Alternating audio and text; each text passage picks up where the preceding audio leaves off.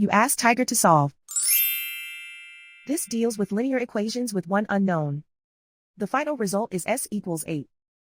Let's solve it step by step. Simplify the expression. Expand the parentheses.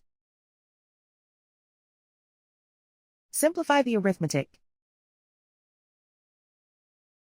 Group all constants on the right side of the equation. Subtract 18 from both sides.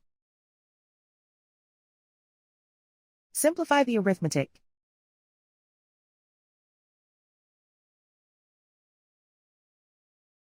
Isolate the s. Divide both sides by -3.